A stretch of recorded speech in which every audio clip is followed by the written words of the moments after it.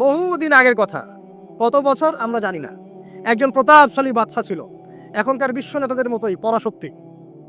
ওই যে আসহাবুল কাহাফের মতো, বা ওই নমরুদের মতো, বা ওই যে ফেরাউন, তার মতো একজন প্রতাপশালী বাদশা ছিল। তার অধীনে একজন বড় জাদুকর ছিল। কি ছিল? আচ্ছা, মজা আছে, ভালো করে বোঝার। একটা বড় জাদুকর ছিল। এখনো কিন্তু বহু কান্ট্রি এই জাদুবিদ্যার চর্চা করে, আপনারা জানেন না। ভিতরে ভিতরে জাদুবিদ্যার চর্চা এখনো চলছে। আর এই জাদু সত্য, জাদু সত্য, চোখের বদনজরও সত্য। সায়েন্স বিশ্বাস করুক না করুক, এগুলো সত্য। কারণ কোরআন বলে সে সত্য, ব্যাস সত্য। এই জাদুকরের যখন বয়সটা বুড়ো হয়ে গেল, তখন সে যে আমার তো বয়স শেষ, আমার এই বিশাল জ্ঞানগুলো কি করব? আমাকে একজন বালক এনে দিন, যেই বালককে আমি এসব জাদুবিদ্যা শিখিয়ে দিব। এরকম ছোট বাচ্চাদের মধ্যে একজন। তো এরকম একটা ফুটফুটে সুন্দর বাচ্চাকে খুঁজে বের করা হলো, যে বাচ্চাটা বিচক্ষণ। একে নিয়ে আসা হলো জাদুকরের কাছে। এবার জাদুকর তাকে জ্ঞান শিখায়, জাদু শিখায়। জাদু শিখাতে শিখাতে শিখাতে শিখাতে সে একটু পরিণত হচ্ছে, মানে কৈশোরে পদার্পণ করলো। এখন সে যখন জাদু শিখতে আসে, আসার পথে রাস্তায় দেখে একজন পাদ্রী আছে। পাদ্রী মানে কি? পাদ্রী মানে দরবেশ, মানে যে আল্লাহ বিশ্বাস করে। হয়তো আগেকার আসমানি কিতাবে সে বিশ্বাস করতো। এমন একজন পাদ্রীর সন্ধান সে পায়। সেই পাদ্রীর কাছে গিয়ে বসে। সেই পাদ্রী তাকে আসমানি কিতাবের যে মর্ম, যে বাণী, এগুলো শোনায়। তার কাছে খুব ভালো লাগে যে মাশাআল্লাহ, এটা ইমানের স্বাদ। যখন কোরআন শুনি আমাদের ভালো লাগে না, আসমানি কিতাব যখন শুনে তার কাছে ভালো লাগে। সে বলে যে আমি এটা শিখতে চাই। তখন এই পাদ্রী তাকে বলে, তুমি তো জাদু শিখতে যাও এই বাদশার দরবেশের বাদশার জাদুকরের কাছে, যদি ওরা জানতে পারে তাহলে তো সমস্যা। তাহলে উপায় কি? যখন তুমি ওখানে যাবে, যখন দেরি হয়ে যাবে, তখন বলবে বাসার থেকে বের হতে দেরি হয়েছে, বাসা থেকে বের হতে দেরি হয়েছে। আর আমার এখানে বসে যখন বাসায় যাবে, তখন বাসায় গিয়ে বলবে যে ওখান থেকে, ওই যে জাদুকরের কাছ থেকে আসতে দেরি হয়েছে। মানে কৌশল অবলম্বন করতে তিনি শিক্ষা দিলেন। এখানে আমাদের নসিহত আছে, সবসময় তো আর মানে একই রকম করে চললে হবে না, কৌশলের প্রয়োজন আছে না? উদউ ইলা সাবিলি রাব্বিকা বিল হিকমা, হিকমার দরকার আছে না? সত্য থেকে সরে গিয়ে নয়, কিন্তু কৌশল তো করার দরকার আছে। তারপর সামনে যান। এবার এই বাচ্চা খুব সুন্দর করে ব্যালেন্স করলো, একবার এখানে যায়, একবার ওখানে যায়। এই করতে করতে ওই যে জাদুকরের ইন্তেকাল হয়ে গেল, মারা গেল জাদুকর। এবার এই বাচ্চার কাছে মাশাআল্লাহ অনেক ইলম কালাম আছে। এদিকে সে পাদ্রীর জ্ঞানে দীক্ষিত হচ্ছে। দীক্ষিত হতে হতে তার মধ্যে আল্লাহ পাকের প্রতি একটা পরিপূর্ণ ঈমান চলে আসে। সে মুসলিম হয়ে গেল, আলহামদুলিল্লাহ। মুসলিম হওয়ার পরে একদিন সে যখন বাদশার কাছে যাচ্ছে, রাস্তায় একটা বিশাল জন্তু দেখা যাচ্ছে। বিশাল জন্তু, কিরকম জন্তু আমরা জানি না। ঠিক আছে, দাব্বাতুল আরদ সামনে বের হবে। কিয়ামতের 10টা নিদর্শন আছে বড় বড়, তার মধ্যে একটা হচ্ছে দাব্বাতুল আরদ, জমিন থেকে পুরো একটা প্রাণী বের হবে। আর এখন মানুষ এগুলো বিশ্বাস করবে না, আমি জানি। 2 দিন পর নাসা যখন বলবে তখন বিশ্বাস করবে।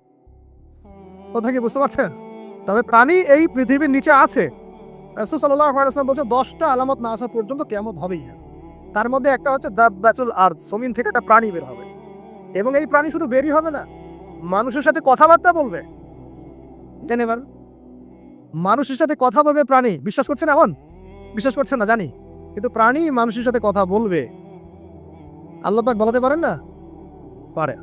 আচ্ছা, সামনে যান। ওই প্রাণী যখন দাঁড়িয়ে আছে রাস্তায়, এখন এই বালক বলছে আজকে আমি প্রমাণ করে নিব যে আল্লাহর আনুগত্যশীল ওই পাদ্রী সঠিক নাকি ওই জাদুকর সঠিক। এবার সে একটা ইট হাতে নিল, পাথর হাতে নিয়ে সে বলছে, আল্লাহ, তোমার কাছে যদি ওই জাদুকরের কাজের চাইতে এই পাদ্রীর কাজ বেশি পছন্দনীয় হয়, এই ইটের আঘাতে এই জন্তুকে তুমি মেরে ফেলো আল্লাহ। এ বলে সে বিসমিল্লাহ বলে পাথর নিক্ষেপ করলো। নিক্ষেপ করার সাথে সাথেই জন্তু ডেড। তখন তার আইন আল ইয়াকিন, হাকুল ইয়াকিন হয়ে গেল যে হ্যাঁ, আল্লাহর কাছে এই পাদ্রীর আমলই সবচেয়ে বেশি পছন্দনীয়। তার আর মনে কোনো সংশয় থাকলো না। কিশোর মানুষ না, কতটুকুই বা বোঝেন নাই? এবার তার মধ্যে একটা ইয়াকিন চলে আসলো এবং সে পরিপূর্ণ মুমিন, মুসলিম হয়ে গেল। এবার যখন সে রাজ দরবারে যায়, তার কাছে পেশেন্ট আসে। মানে একজন মানুষ এসেছে, সে বলছে যে আমার চোখের সমস্যা। সে চোখে হাত দেয়, হাত দিয়ে বলে যে আপনি আল্লাহর প্রতি ঈমান নিয়ে আসেন, আমি আল্লাহর কাছে দোয়া করব, চোখ ভালো হয়ে যান। এভাবে পেশেন্ট আসে, সে বলে আল্লাহর প্রতি ঈমান নিয়ে আসেন, আমি দোয়া করব, ভালো হয়ে যান।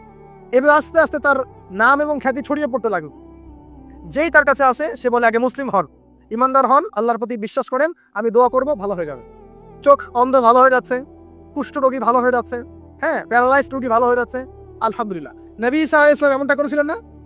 আল্লাহ পাক চাইলে করতে পারেন।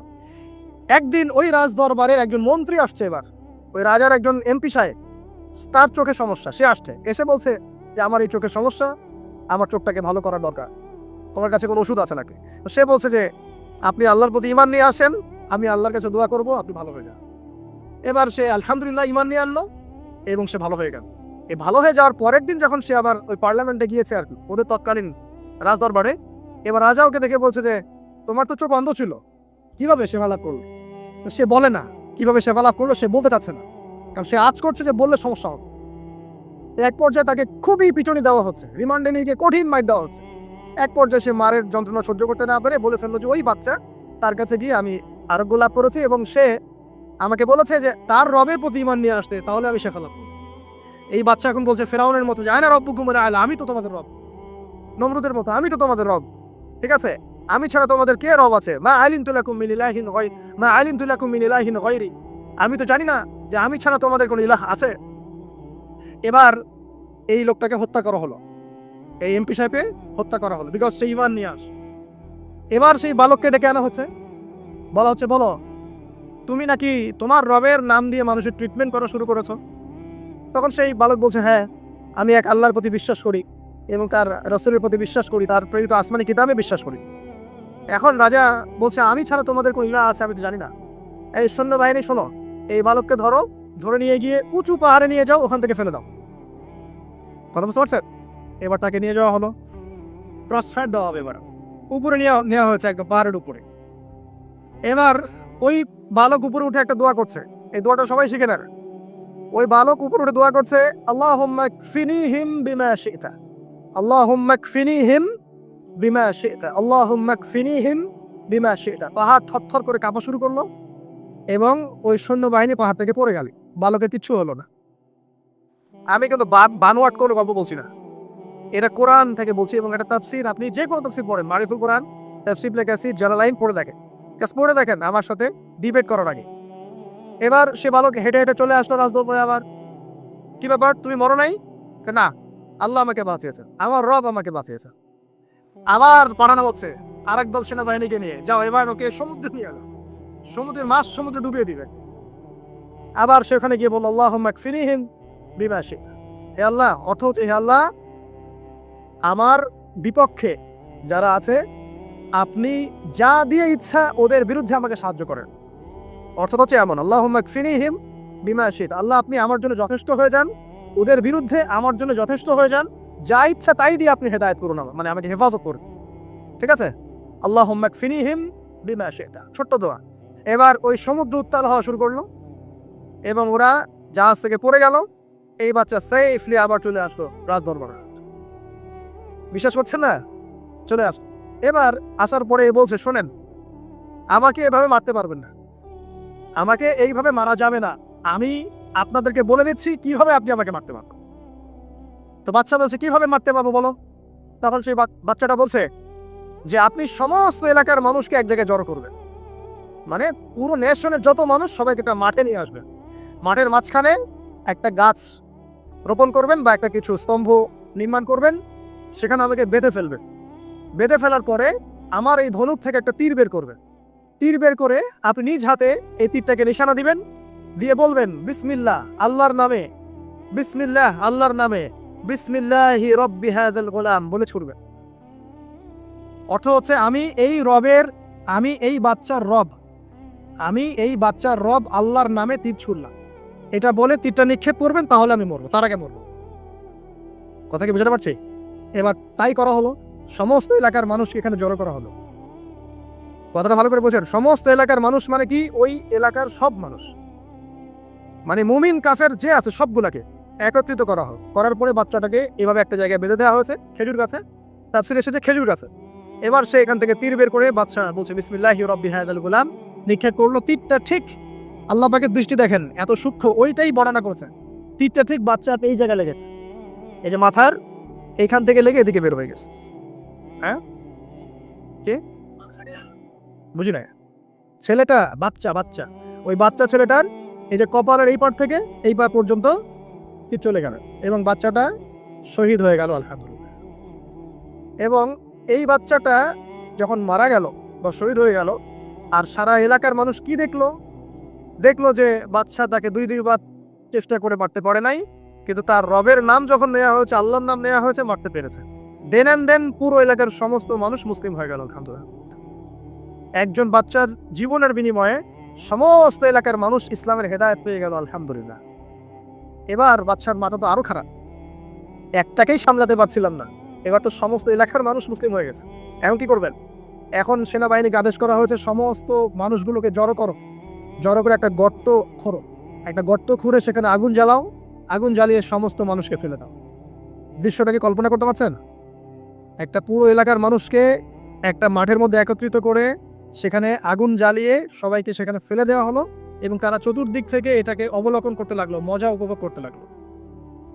এটাই আল্লাহ পাক বলছেন, কুতিলা আসহাবুল উখদুদ ইয হুম আলাইহা কুউদ ওয়া হুম আলা মা ইয়াফআলুনা বিল মুমিনিনা শুহুদ।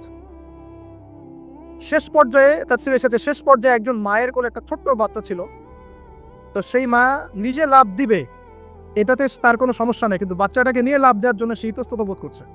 তখন আল্লাহ রাব্বুল আলামিন সেই ছোট্ট বাচ্চাটার কোলে, সেই ছোট্ট বাচ্চাটার জবানের মধ্যে আল্লাহর কুদরত নিদর্শন নাজিল করলেন। ওই বাচ্চাটা কথা বলা শুরু করলো।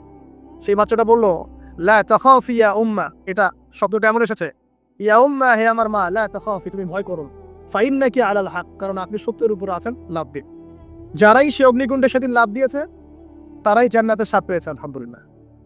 এই হলো আসহাবুল উখদুদের ঘটনা, যেটা আল্লাহ রাব্বুল আলামিন সূরা বুরুজের মধ্যে বলেছেন। এখানে একটাই শিক্ষণীয় বিষয়, ঈমান এর শক্তি একজন ছোট্ট বালকের মধ্য দিয়ে কিভাবে আল্লাহ রাব্বুল আলামিন পুরো নেশনকে হেদায়েত করতে পারেন, এবং আল্লাহ রাব্বুল আলামিন সমস্ত পরিকল্পনার উপরে মহা পরিকল্পনাকারী, এবং আল্লাহ সুবহানাহু ওয়া তাআলা তাদেরকে চিরস্মরণীয় করে রেখেছেন কোরআনের পাতায়। কিয়ামত পর্যন্ত মানুষ এই ঘটনা করবে, তাদের থেকে শিক্ষা গ্রহণ করবে না? আল্লাহ রাব্বুল আলামিন সবচেয়ে বেশি স্মার্ট না আমরা সবচেয়ে বেশি স্মার্ট? এরপরে আল্লাহ রাব্বুল আলামিন বলছেন যে তারা ঈমান আনা ছাড়া অন্য কোনো অপরাধ করে নাই। এই মুমিন যারা ছিল আগুনে লাফ দিয়েছে, এদের কি কোনো অপরাধ ছিল? এদের কোনো অপরাধ ছিল? কি অপরাধ ছিল? তারা শুধুমাত্র কি ছিল? মুমিন ছিল। ঈমান আনার ফলে তাদের এই পরিণতি হয়েছে, তাদেরকে অগ্নিকুণ্ডে লাফ দিতে তারা বাধ্য হয়েছে। যারা দিয়েছে তারা কি জান্নাতি না জাহান্নামী? জান্নাতি। ওই যে বালক যে একা দৃষ্টান্ত স্থাপন করে গেল এবং পুরো নেশনকে হেদায়েত দিয়ে গেল, এই বালক সফল না ব্যর্থ? আল্লাহ রাব্বুল আলামিন যদি চান তাহলে এরকম একজন দুইজন মানুষকে দিয়েও পুরো নেশনকে হেদায়েত করাতে পারে, এবং সে যেটা হয়ে গেছে আগে সেটা এই যুগেও সম্ভব না? শুধু সম্ভবই না, বরং আপনাদের চোখের সামনে এটা হয়েছেও, কিন্তু আপনারা সেটা বুঝতে পারেন নাই। আপনাদের চোখের সামনে যুগের পর যুগ এমন ঘটনা ঘটেছেও, কিন্তু আপনারা হয়তো বুঝতে পারেন নাই, ধরতে পারেন নাই।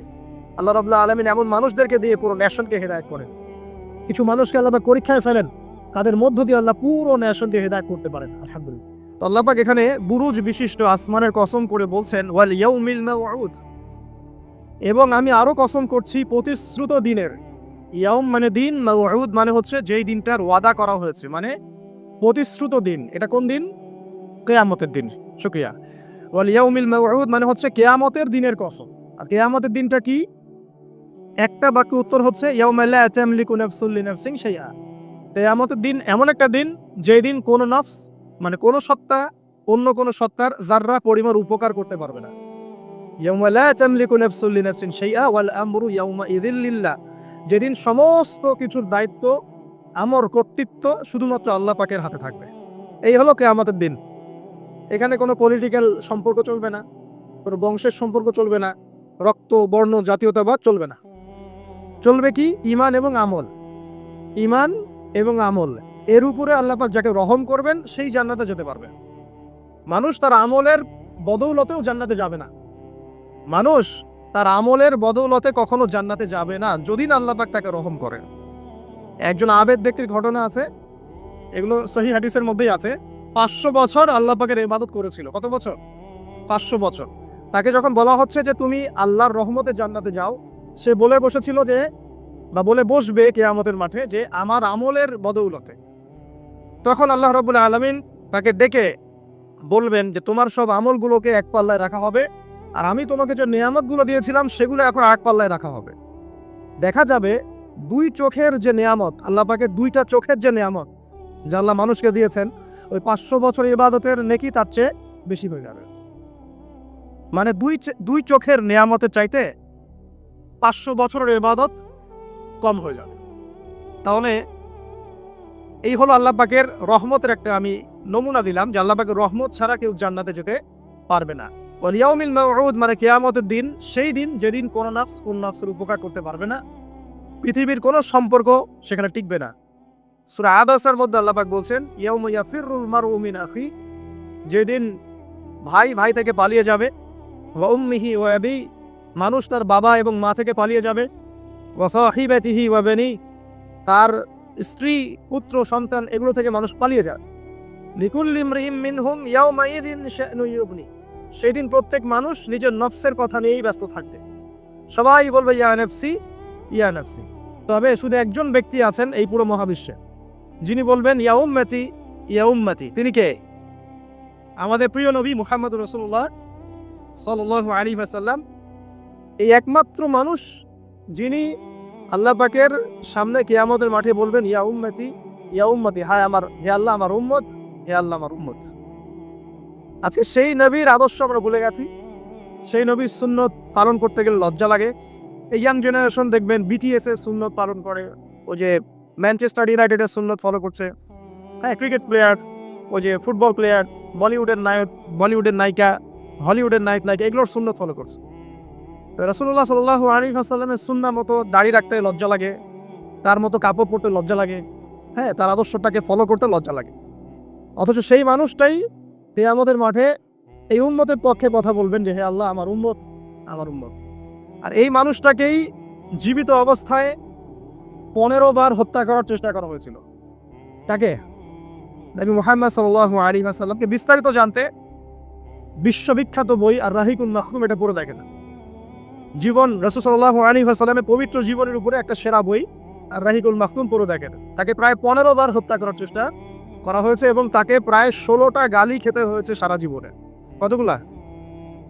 যার চরিত্রের মধ্যে যাররা পরিমাণ কোনো পঙ্কিলতা নাই, তাকে মানুষ 16টা গালি দিয়েছে। মানুষ বলেছে এই ব্যক্তি জাদুকর, সাহের, নাউজুবিল্লাহ। এই ব্যক্তি কাযযাব, নাউজুবিল্লাহ, মিথ্যাবাদী না, কাযযাব মানে মহামিথ্যাবাদী। কাযযাব মানে কি? মহামিথ্যাবাদী। তারপরে বলা হচ্ছে এই ব্যক্তি সাহের, জাদুকর, এই ব্যক্তি হচ্ছে মজনুন, পাগল। এগুলো মানুষ বলেছে আইয়ামে জাহিলিয়াতের মানুষ। তো এই যে আবু জাহেল, আবু লাহাবরা যে কথাগুলো বলেছিল, আজকের এই সো কল্ড বাক স্বাধীনতার যুগে কিছু মানুষ এই কথা বলে না, বলে না। তো এটা কার উত্তরসূরি বুঝতে পারছেন? এই যে আবু লাহাব যে বলেছিল ও আলী জামাআতানা লিহাদা, সে বলেছিল আলী জামাআতানা লিহাদা, ওই পাহাড়ের নিচে দাঁড়িয়ে আবু লাহাব বলছিল। নবী সাল্লাল্লাহু আলাইহি ওয়াসাল্লাম বলছেন তোমরা সবাই শুধু বলো কুলু লা ইলাহা ইল্লাল্লাহ তুফলিহুন। হে আমার চাচারা কুরাইশ বংশের যারা আছেন আপনারা, ইয়া মাআশারুল কুরাইশ, আপনারা শুধু বলেন কুলু লা ইলাহা ইল্লাল্লাহ, খালি একবার বলেন যে লা ইলাহা ইল্লাল্লাহ তুফলিহুন, আপনারা সফল হয়ে যাবেন, আরব আজম উভয়ের রাজত্ব পাবেন। নবীজি বলছেন। তখন আবু লাহাব হাততালি দিয়ে বলছিল আলি হাযা জামাআতানা, এই জন্য আমাদেরকে এখানে একত্রিত করেছো। তখনই হাততালি দিয়ে পাথর নিয়ে রাসূল সাল্লাল্লাহু আলাইহি ওয়াসাল্লামের দিকে নিক্ষেপ করেছে। নাউযুবিল্লাহ। তো তখনই আল্লাহ পাক আয়াত নাজিল করলেন, কোন আয়াত? তাব্বাত ইয়াদা আবি লাহাবিন ওয়া তাব, ধ্বংস হোক আবু লাহাবের দুই হাত, যে দুই হাত দিয়ে সে পাথর নিক্ষেপ করেছে, ওয়া তাব, এবং সে নিজেও ধ্বংস হোক। দেখেন, কিয়ামত পর্যন্ত কোরআন থাকবে না, এই সূরাটা থাকবে না। তো কিয়ামত পর্যন্ত মানুষ কোরআন তেলাওয়াতের মধ্য দিয়ে আবু লাহাবকে গালি দিবে না? কিয়ামত পর্যন্ত মানুষ কোরআন তেলাওয়াতের মধ্য দিয়ে আবু লাহাবকে কিন্তু অভিসম্পাত করতে থাকবে যে তুমি ধ্বংস হও, তোমার দুই হাত ধ্বংস হোক। এই হলো নবী সাল্লাল্লাহু আলাইহি ওয়াসাল্লামের শান। তাকে কষ্ট দিচ্ছে মানুষ, বলছে যে মুহাম্মদ সাল্লাল্লাহু আলাইহি ওয়াসাল্লাম এমন ব্যক্তি যার সন্তান জীবিত থাকে না, পুত্র সন্তান জীবিত থাকে না। তখন আল্লাহ রাব্বুল আলামিন আয়াত নাজিল করলেন, ইন্না আ'তাইনাকাল কাউসার, নিশ্চয়ই আমি আপনাকে কাউসার, মহান মর্যাদা দিয়েছি। এটা শুধু হাউজে কাউসারই নয়, কিন্তু হাউজে কাউসার সহ এই যে দুনিয়ার তার সম্মান, তার নাম শুনলে আমরা দরুদ পড়ি, তার ইজ্জত, তার শান শওকাত, এগুলো কাউসার, সবই কাউসার। তো নিশ্চয়ই আমি আপনাকে কাউসার দিয়ে দিয়েছি। ফাসাল্লি লিরাব্বিকা ওয়ানহার, আপনি মন খারাপ করেন না, আপনি আপনার রবের জন্য সালাত আদায় করেন, তার পথে স্যাক্রিফাইস করেন। কুরবানি মানে শুধু কিন্তু পশু কুরবানি নয়, এখানে তার পথে আত্মত্যাগ করা, যেটা রাসূল সাল্লাল্লাহু আলাইহি ওয়াসাল্লাম সারা জীবন করে গেছে। ইন্না শানিয়াকা হুয়াল আবতার, নিশ্চয়ই আপনার যারা শত্রু এরা সব নির্বংশ হয়ে যাবে। তো ওই যে আবু জাহেলের সুন্নতগুলো কিন্তু এখনো চালু আছে। দেখবেন সুযোগ পেলেই মানুষ রাসূলুল্লাহ সাল্লাল্লাহু আলাইহি ওয়াসাল্লামের পবিত্র চরিত্র নিয়ে কথা বলে। তো যারা অজ্ঞ তাদের ব্যাপারে আমাদের আফসোস অতটা নয় যতটা আমাদের এই মুসলিম যুবকদেরকে নিয়ে আমাদের আফসোস। এই মুসলিম পরিবারে জন্মগ্রহণ করার পরেও আজ পর্যন্ত কেউ রাসূলের জীবনী পড়ে দেখলো না, আজ পর্যন্ত রাসূলের সুন্নাত ফলো করার সুযোগ হলো না, তৌফিক হলো না। 5 ওয়াক্ত নামাজটুকু পড়তে পারছেন না, দাড়িটা ছাড়তে পারছেন না, টাকলুর উপরে কাপড় উঠাতে পারছেন না, হারাম রিজিক ছাড়তে পারছেন না, মাদক ছাড়তে পারছেন না, জিনা পণ ছাড়তে পারছেন না, অথচ আপনি রাসূলুল্লাহ সাল্লাল্লাহু আলাইহি ওয়াসাল্লামের উম্মাহ। আপনার জন্যই আমার জন্যই নবী সাল্লাল্লাহু আলাইহি ওয়াসাল্লাম কালকে আমাদের মাঠে সুপারিশ করবে ইনশাআল্লাহ তাআলা। তো সুপারিশ পেতে হলে তো যোগ্য হতে হবে নাকি? একটা সুপারিশ পেতে হলে তো যোগ্য হতে হবে। যোগ্যতা কি? এক বাক্যে উত্তর হচ্ছে আপনার 24 ঘন্টাকে আপনি নবী সাল্লাল্লাহু আলাইহি ওয়াসাল্লামের সুন্নাহ দিয়ে ঢেলে সাজাবেন। একদম উঠবেন, বসবেন, খাবেন, চলবেন, ফিরবেন, কথা বলবেন, নামাজ পড়বেন, যত কাজ আছে সবভাবে কার তরিকায়? রাসূল সাল্লাল্লাহু আলাইহি ওয়াসাল্লামের তরিকায়। যদি এটা শিখতে না পারেন, ওই যে আল্লাহর রাস্তায় সময় দিচ্ছে ভাইরা, 3 দিন 7 দিন 40 দিন চলে যান, দেখবেন 40 দিনের মধ্যে আপনাকে সুন্নত শিখা বাসায় পাঠিয়ে দিবেন ইনশাআল্লাহ। এমন কোন জামাত নাই যেটা 100% পরিশুদ্ধ আছে। তো ওই বিতর্কিত বিষয়গুলো ছাড়েন, বিতর্কিত বিষয়গুলো আপাতত ছেড়ে দেন। সুন্নতটা তো শিখাবে আপনাকে তো নামাজটা শিখাবে, জামাতে নামাজের পাবন্দি শিখাবে, হাদিস চর্চা শিখাবে, তালিম করা শিখাবে, দাওয়াত দেওয়া শিখাবে। এইটুক শিখে চলে আসে। কমপক্ষে আপনি আপনার ব্যক্তি জীবনটাতে রাসূলের সুন্নাহটা প্রতিষ্ঠা করেন।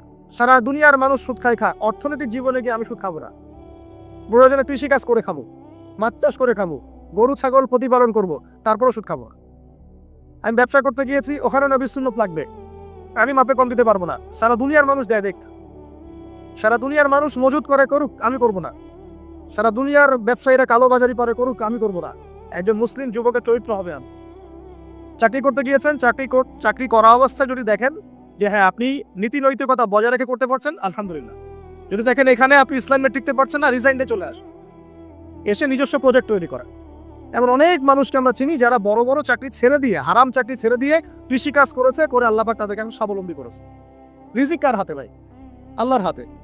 আর কোরআনে কিন্তু বেশি থেকে বেশি কৃষিভিত্তিক অর্থনীতির কথাই বলা হচ্ছে। দেখবেন কোরআন পড়ে দেখবেন বেশি থেকে বেশি কৃষিভিত্তিক অর্থনীতির কথাই বলা হচ্ছে এবং ব্যবসার কথা বলা হচ্ছে। এর মানে এই না আপনি চাকরি করতে পারবেন না, পারবেন যদি আপনি চাকরি করা অবস্থায় কোরআন সুন্নাহ ফলো করতে পারেন, আলহামদুলিল্লাহ। যদি না পারেন, প্রতিবন্ধকতা থাকে, একেবারেই পারছেন না, দেয়ালে পিঠ থেকে যাচ্ছে, ছেড়ে দেন। পরকালটাকে ইহকালের জন্য নষ্ট করেন না। আল্লাহ পাক বোঝার তৌফিক দান করুন। এবার সমাজটা যাবেন, এখানেও রাসূলের সুন্নাহ প্রয়োজন আছে। মন গড়া সুন্নত দিয়ে সমাজ সংস্কার হবে না, রাসূলের সুন্নত দিয়েই সমাজ সংস্কার হবে ইনশাআল্লাহ তাআলা। দাওয়াতি কাজ করব, সেখানেও রাসূলের সুন্নত লাগবে। মন গড়া স্টাইলে দাওয়াতি কাজ করা যাবে না। যেটা বলবো, যেটা করব, যেটা মানুষের জন্য কল্যাণকর মনে করবো, এটা রাসূলের পক্ষ থেকে দলিল থাকতে হবে। আল্লাহ পাক আমাদেরকে বোঝার তৌফিক দান করুন, আমিন। এবং এখানে শৈথিল্যতা প্রদর্শন করা যাবে না দাওয়াতের ক্ষেত্রে। গোলালু মার্কা সব তরকারিতেই চলে, এমন চললে হবে না। আবার খুব চরমপন্থী, মানে পান থেকে চুন খসলেই একজনকে খারেজি ফতোয়া দিয়ে একদম ভিতরে ঢুকাই দিচ্ছে, এসব চলবে না। মধ্যমপন্থী তরিকা লাগবে। ওয়াকাযালিকা জাআলনাকুম উম্মাতান ওয়াসাতা, আল্লাহ পাক বলেন এভাবেই আমি তোমাদেরকে মধ্যমপন্থী উম্মত করেছি। মধ্যমপন্থী উম্মত, যারা শৈথিল্যতা প্রদর্শন করবে না, আবার চরমপন্থীও হবে না। চরমপন্থায় কি কোনো লাভ হয়? চরমপন্থায় কি ইসলামের উল্টা ক্ষতি হচ্ছে? আবার শৈথিল্যতাবাদী ওই আকীদায় চলে গেলে সমস্যা। তখন দেখা যাবে হারাম হালাল সব গুলায় ফেলছেন, আর একটা গোলালু মার্কা কনসেপ্ট নিয়ে কবরে যাওয়া লাগতেছে।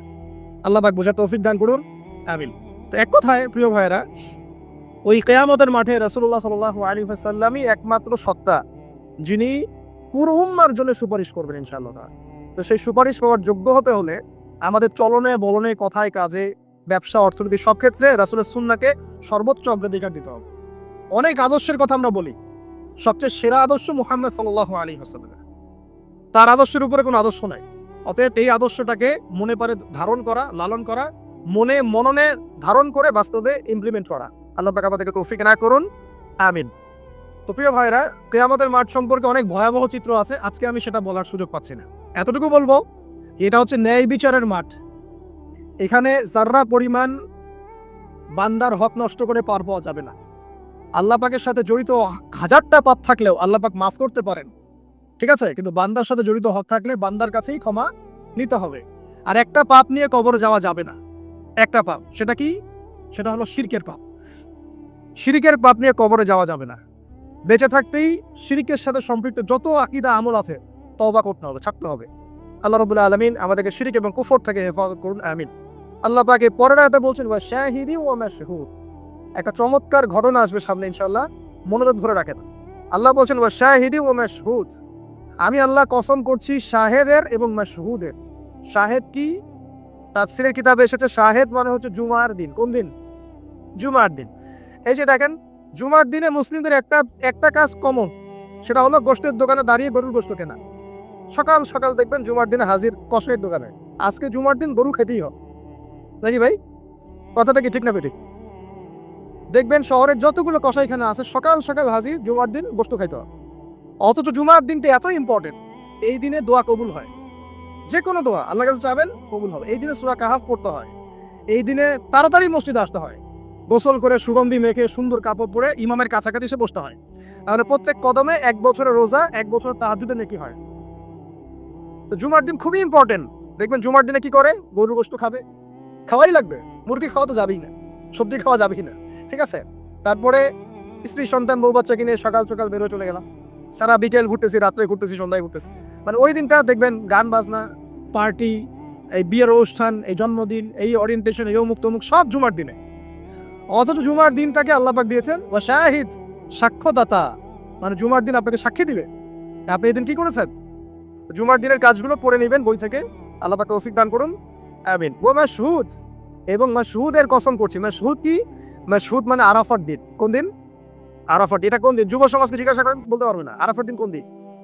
এখনকার তরুণ প্রজন্ম দেখেন আরাফার দিন কোন দিন বলতে পারবে না। জিজ্ঞাসা করেন পর্যায় সারণীতে ওই যে মৌলের নাম, হাইড্রোজেন থেকে একদম শেষ পর্যন্ত সব বলে দিবে, পারমাণবিক ভর, পারমাণবিক সংখ্যা সব বলে দিবে। ফিজিক্সের প্রশ্নগুলো জিজ্ঞাসা করেন সব বলে দিবে।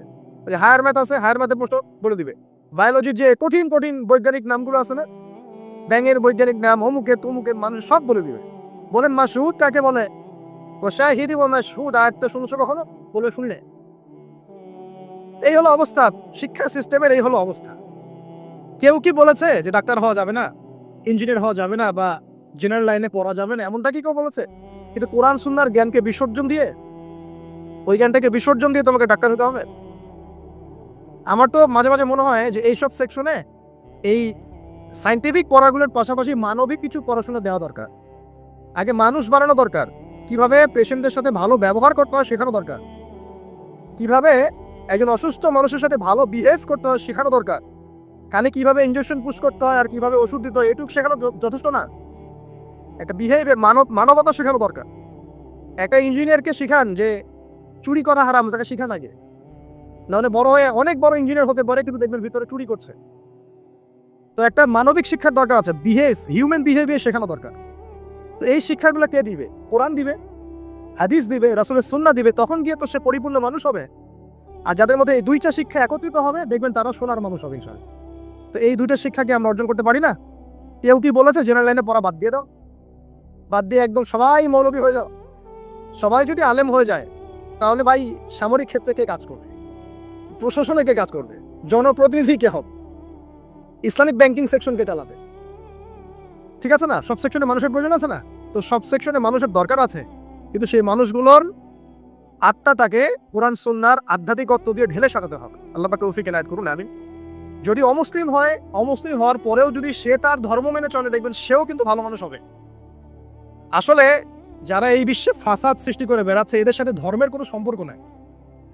যারা এই বিশ্বে ফাসাদ সৃষ্টি করছে এদের সাথে আসলে ধর্মের কোনো সম্পর্ক নাই।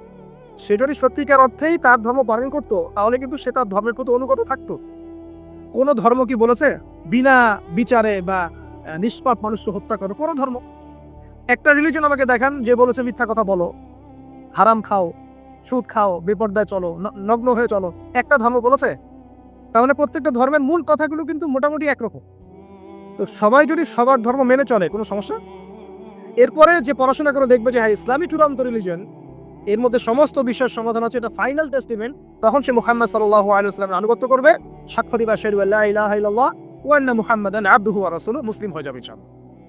ইনশাআল্লাহ মুসলিম হলেই, কালিমা পড়লেই একদিন না একদিন সে জান্নাতে যাবে ইনশাআল্লাহ তাআলা। যদি তার আকীদার মধ্যে শিরক না থাকে, কুফর না থাকে, আমলে বেদাত না থাকে, হারাম রিজিক না থাকে। আল্লাহ পাক আমাদেরকে পরিপূর্ণ মুসলিম হওয়ার তৌফিক এনায়েত করুন, আমিন। এই যে মাশহুদ বলছিলাম আরাফার দিন, আরাফার দিন নিয়ে আমার স্বতন্ত্র একটা লেকচার আছে, ওইটা দেখে নিয়েন। আরাফার দিনের ফজিলত, এর যে তাৎপর্য, এবং এই দিনে নবী সাল্লাল্লাহু আলাইহি ওয়াসাল্লামের একটা বিদায় হজের ভাষণ আছে, এটা নিয়ে আমি স্বতন্ত্র একটা খুতবা দিয়েছি, শুনে নেবেন ইনশাআল্লাহ। আর বাসায় গিয়ে অবশ্যই আর রাহিকুল মাখতুম বইটা পড়বেন, এখানে সমস্ত বিষয়গুলো লেখা আছে।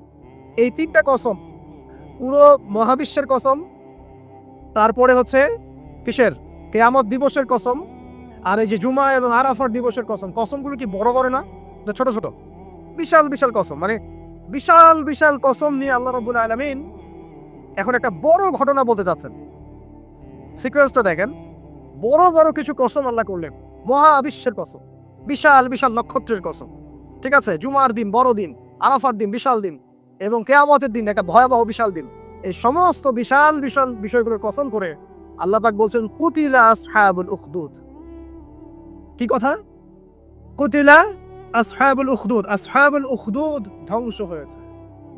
কে আসহাবুল উখদুদ? সামনে যাই, মজার একটা ঘটনা আসবে। আন-নারি যাতিল ওয়াকুদ, যখন আগুন দাউ দাউ করে জ্বলছিল, আসহাবুল উখদুদ ধ্বংস হয়ে গেছে যখন আগুন দাউ দাউ করে জ্বলছিল। ইযহুম আলাইহা কুউদ, এর আসহাবুল উখদুদের লোকরা এই আগুনের কুণ্ডলীর চারপাশে বসেছিল। মনে করেন এখানে বিশাল একটা আগুন জ্বালিয়ে রাখা হয়েছে, এখানে দাউ দাউ করে আগুন জ্বলছে, আর কিছু মানুষ তার চারপাশে বড় বড় কুরসিতে চেয়ারে হেলান দিয়ে বসে মজা উপভোগ করছে।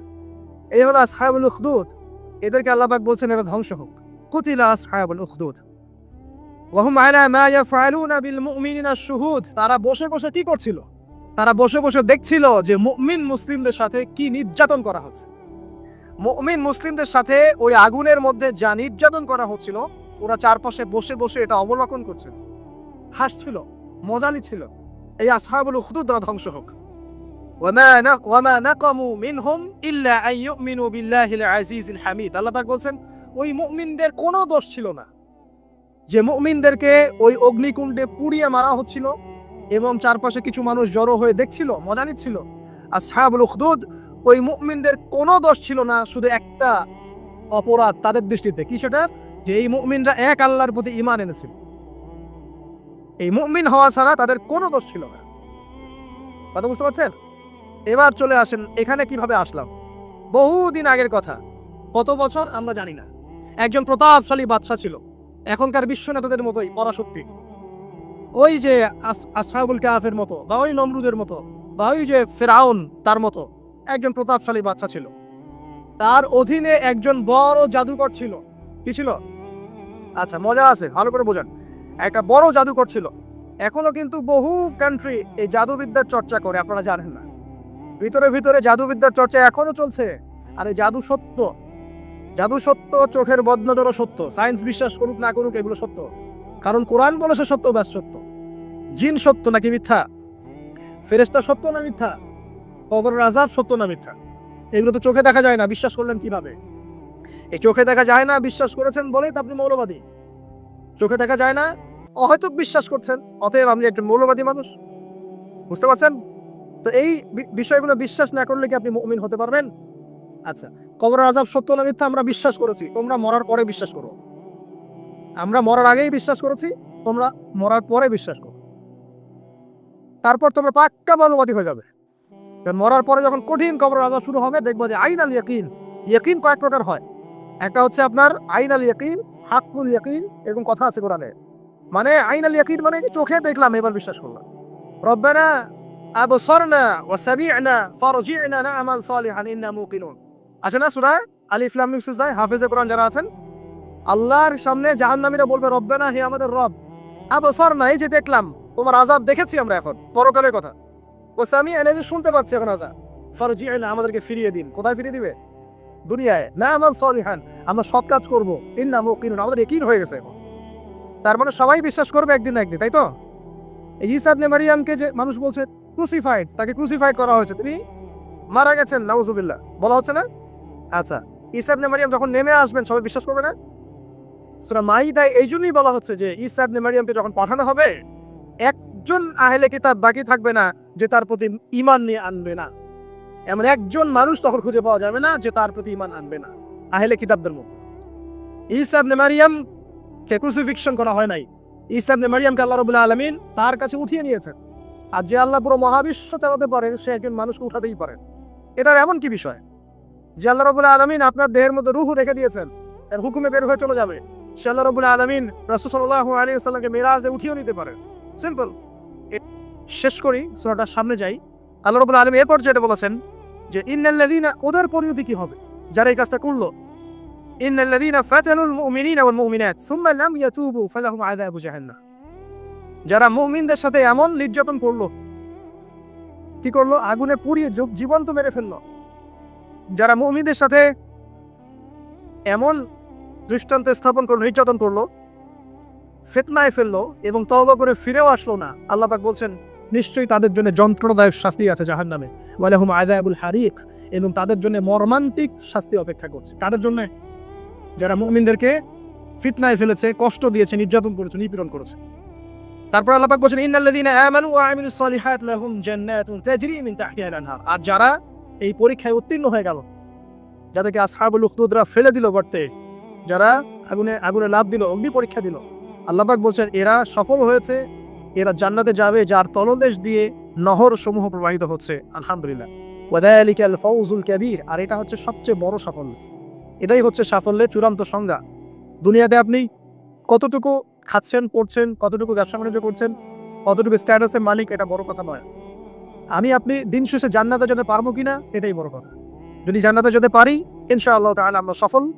যদি জান্নাতে যেতে ব্যর্থ হই, আল্লাহ না করুক, তাহলে আমাদের চেয়ে ব্যর্থ এই মহাবিশ্বের কোনো সৃষ্টি নাই। আল্লাহ পাক বোঝার তৌফিক না করুন, আমিন। আল্লাহ পাক এরপরে বলছেন ইন্না বাতশা রাব্বিকা লাশাদীদ। জেনে রাখো, যারা আল্লাহর বিরোধিতা করবে, তার নবী, তার আসমানি কিতাব এবং দ্বীনের বিরোধিতা করবে, তাদের জন্য আল্লাহর শাস্তি আছে। এই শাস্তিটা প্রচন্ড কঠিন। ইন্না বাতশা রাব্বিকা লাশাদীদ, আল্লাহ পাকের শাস্তি প্রচন্ড কঠিন। আমরা একটা কনসেপ্ট লালন করি মাথায়, আল্লাহ পাক গফুর রহিম, রহমানুর রহিম, ঠিক আছে, তাই না? একই সাথে আল্লাহ পাক কিন্তু শাদীদুল ইকাবও বটে। আল্লাহ পাক একই সাথে কিন্তু কঠোর শাস্তিদাতাও বটে। আল্লাহ এটা বলছেন ইন্না বাতশা রাব্বিকা লাশাদীদ। আল্লাহ পাক ছাড় দিচ্ছেন আমাদেরকে, ছেড়ে দিবেন না। কিন্তু তোমরা যারা এখন নামাজ পড়ছো না, সওম রাখছো না, হারাম কাজে লিপ্ত আছো, হারাম খাচ্ছ, এবং জিনায়, পর্নে, মাদকে লিপ্ত আছো, অহেতুক সময় নষ্ট করছো, দিনে কোনো ফিকির নাই, আল্লাহ পাক কিন্তু সবকিছু দেখছেন, আল্লাহ পাক কিন্তু সবকিছু শুনছেন। আল্লাহ রাব্বুল আলামিন সুযোগ দিচ্ছেন, সময় দিচ্ছেন, তাই বলে কিন্তু আল্লাহ পাক ছেড়ে দিবেন না কখনো। আল্লাহ রাব্বুল আলামিন কিন্তু পুঙ্খানুপুঙ্খ হিসাব নেবেন। এটাই বলছেন ইন্না বাতশা রাব্বিকা লাশাদীদ। আল্লাহ পাকের শাস্তি কিন্তু বড়ই কঠিন। আল্লাহ পাক আমাদের সবাইকে তার শাস্তি থেকে হেফাজত করুন, আমিন। একটা এক্সাম্পল দিচ্ছি খালি, জাস্ট। আবু তালেব নাম শুনেছেন? কে ছিল? রাসূল সাল্লাল্লাহু আলাইহি ওয়াসাল্লামের চাচা। দীর্ঘদিন, বছরের পর বছর তিনি নবী সাল্লাল্লাহু আলাইহি ওয়াসাল্লামকে সাপোর্ট করেছেন। যদিও তিনি মুসলিম হননি, কিন্তু সাপোর্ট করেছেন, ফাইন্যান্সিয়াল সাপোর্ট, সোশ্যাল সাপোর্ট, তাকে সাপোর্ট দিয়েছেন। কিন্তু শেষমেশ তিনি লা ইলাহা ইল্লাল্লাহ করতে পারেন নাই, মুমিন মুসলিম হননি। কিন্তু নবীকে এমনভাবে সাপোর্ট দিয়েছেন যেটা আরবের কেউ দেয়নি তাকে। তাহলে এই ব্যক্তি কি পাবে পরকালে? সাহাবীরা জিজ্ঞাসা করছেন আপনার চাচার কি হবে পরকালে? রাসূলুল্লাহ সাল্লাল্লাহু আলাইহি ওয়াসাল্লাম বলছেন আমার চাচা আমাকে অনেক অনেক খেদমত করেছে, উপকার করেছে দিনের জন্য, কিন্তু ঈমান নিয়ে আসে নাই। যদি সে ঈমান নিয়ে আসতো, আমি তার প্রতি সুপারিশ করতাম। তিনি চাচাকে বলেছিলেন না, খালি একবার বলেন লা ইলাহা ইল্লাল্লাহ, আমি আপনার জন্য আল্লাহর কাছে সুপারিশ করব ইনশাআল্লাহ। তিনি ঈমান নিয়ে আনেননি। এই কারণে জাহান্নামের সবচেয়ে নিম্নতর শাস্তি তাকে দেওয়া হবে। সেটা কি? তাকে আগুনের এক জোড়া জুতা পরিয়ে দেওয়া হবে। আগুনের এক জোড়া জুতা। এই আগুনের এক জোড়া জুতাতেই নাউজুবিল্লাহ তার মাথার যে মগজ, এই মগজটা টকবক করে ফুটতে থাকবে। ইন্না বাতশা রাব্বিকা লাশাদীদ কিভাবে বোঝাবে? এটা হলো আবু তালেবের ব্যাপার। তাহলে যারা এখন প্রকাশ্যে ইসলামের এগেইনস্টে কথা বলছে, কাজ করছে, সুন্নতের খেলাফ কাজ করছে, আমরা নামাজ পড়ছি না, সুদ খাচ্ছি, ঘুষ খাচ্ছি, দুর্নীতি করছি, আমাদের কি হবে? জাস্ট নিজের ফিকির করেন, দান বাম সব ভুলে যান, নিজের কবরের ফিকির করেন, জাস্ট নিজের কবরের ফিকির করেন। আপনি আমি কবরে গেলে কি করবো এই ফিকির করেন, দেখবেন নিজে ভালো হলে সব ভালো হয়ে যাবে ইনশাআল্লাহ। নিজে ভালো হবে না, কিছুই ভালো হবে না। আল্লাহ পাক আমাদের সবাইকে আল্লাহর আযাব থেকে বাঁচান, আমিন। আল্লাহ পাক আযাবের কথা বলছেন, সাথে এটাও বলছেন ইন্নাহু হুয়া ইউবদিউ ওয়া ইউঈদ ওয়া হুয়াল গফুরুল ওয়াদুদ। আল্লাহ পাক কঠিন শাস্তিদাতা বটে, তবে আল্লাহ রাব্বুল আলামিন সবকিছু সৃষ্টি করেছেন, আবার তার দিকে সবকিছু ফিরে আসবে, এবং তিনি হচ্ছেন পরম প্রেমময় একজন সত্তা। কেউ যদি আল্লাহকে ভয় করে ইনস্ট্যান্ট তওবা করে ফিরে আসে, তার জীবনে যত গুনাহ থাক আল্লাহ পাক মাফ করে দিবেন। আপনি যদি সারা জীবন শিরক করে থাকেন, যেটা মহাপাপ, জুলমুন আযীম, এখনই যদি তওবা করে ফিরে আসেন, আপনার সমস্ত পাপ তো আল্লাহ পাক মাফ করে দিবেনই, আপনার গুনাহগুলোকে নেকি দিয়ে পরিবর্তন করে দিবেন সারা। তো আল্লাহ পাক প্রেমময়, ওয়াদুদ একজন সত্তা। তো আমরা আল্লাহ পাকের দয়া যদি চাই, আল্লাহ পাকের প্রেম ভালোবাসা চাই, আর আল্লাহর মারিফত লাগবে না, আল্লাহকে চিনতে হবে না, আল্লাহর আনুগত্য লাগবে না, আর রাসূলের আনুগত্য লাগবে না, কোরআন সুন্নাহ ফলো করতে হবে না। এগুলো করার পর ইনশাআল্লাহ আমরা আল্লাহ পাকের রহমত পাবো ইনশাআল্লাহ। আমরা আশাবাদী। আল্লাহ পাক আমাদেরকে তার রহমত দিয়ে ঘিরে রাখুন, আমিন। ওয়া হুয়াল গফুরুর ওয়াদুদ যুল আরশিল মাজিদ, আল্লাহ পাক বলছেন তিনি মহান আরশের অধিপতি।